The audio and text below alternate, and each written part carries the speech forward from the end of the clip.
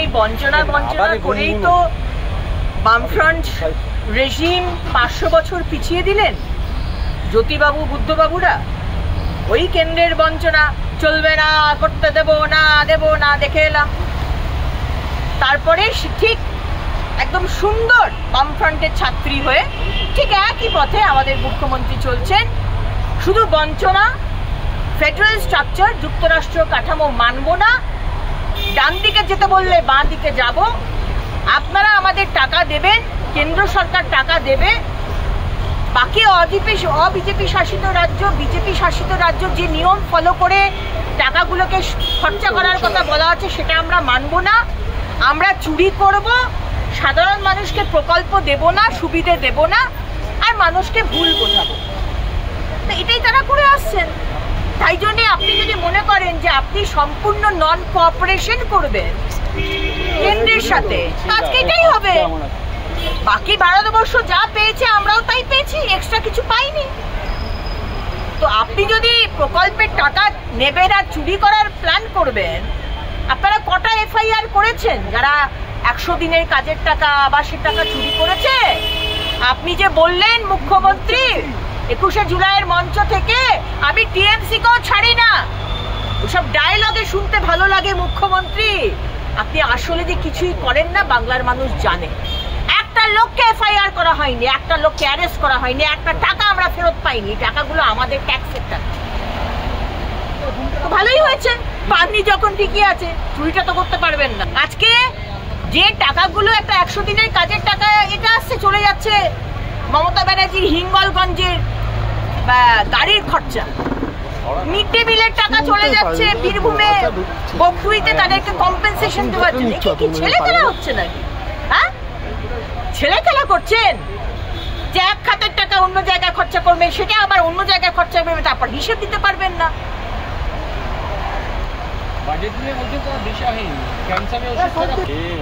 দৃষ্টিটা ঠিক করুক, মনটাকে একটু বড় করুক, একসঙ্গে কাজ করে পশ্চিমবঙ্গের ডেভেলপমেন্টের কথা আমরা বলি।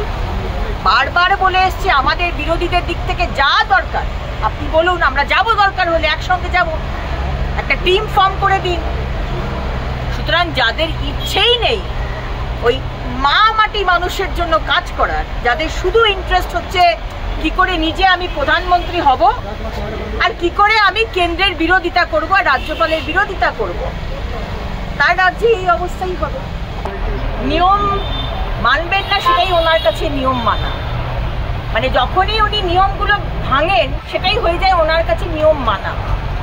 তারপরে আদালতে যান, এক আদালত থেকে আরেক আদালত, সিঙ্গেল বেঞ্চ থেকে ডিভিশন বেঞ্চ, ডিভিশন বেঞ্চ থেকে হাইকোর্ট, সুপ্রিম কোর্টের সিঙ্গেল বেঞ্চ, ডিভিশন বেঞ্চ, থাপ্পড়ের পর থাপ্পড় খেয়ে যাচ্ছেন, অপমানের পর অপমান হচ্ছেন মুখ্যমন্ত্রী মমতা বন্দ্যোপাধ্যায় আর আপনার সরকার, তাও আপনার কোনো লজ্জা নেই।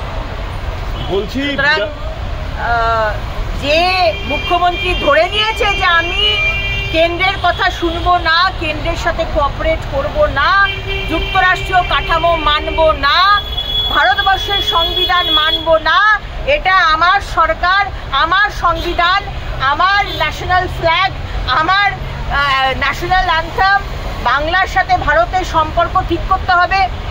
মানে কি, বাংলা একটা অন্য দেশ, তাই ভারতবর্ষের সাথে সম্পর্ক ঠিক করতে হবে? হ্যাঁ, আপনি এতটাও ভুল বকেন না যে আপনি এই ধরনের কথাগুলো বলেন। আপনি বলেন কি করে আমি দরজা খুলে দেবো ঠক ঠক করলে? আপনি কে? হু আর ইউ? আপনার কোনো এখতিয়ারই নেই, আপনি এই কথাগুলো বলছেন। সুতরাং বলার জন্য উনি অনেক কথাই বলেন, তার আনসার দেওয়াটা আমাদের কাজ। রাজ্যপালের কোনো অনুমোদন ছিল না, দেখুন, রাজ্যপাল অনুমোদন দেননি। এর আগেও আমরা দেখেছি সায়ন্তিকা এবং রিয়াত হোসেন তাদের দুজনের শপথ গ্রহণ নিয়ে বারবার রাজ্যপাল বলেছেন রাজভবনে এসে ওখানে শপথ গ্রহণ পাঠ করানো হচ্ছে, সেখানে বারবার করে রাজ্যপালকে অপমান করা হয়েছে। মুখ্যমন্ত্রী বলেছেন আমার বাবা রাজভবনে যেতে আমার ভয় লাগছে। নাকামি করছেন, হ্যাঁ, নাকা সাচ্ছেন। আপনি যখন মুখ্যমন্ত্রী হওয়ার পর শপথ গ্রহণ করতে নিতে গেছিলেন, কোথায় গেছিলেন? রাজভবনে গেছিলেন। বা তারপরে রাজ্যপাল বললেন ঠিক আছে, শপথ গ্রহণ পাঠ করানো হোক, আমি কোনো কাজে বাধা হয়ে দাঁড়াতে চাই না। শপথ গ্রহণ পাঠ করাবেন ডেপুটি স্পিকার, সামান্য ব্যাপার, সেটা শুনলেন না।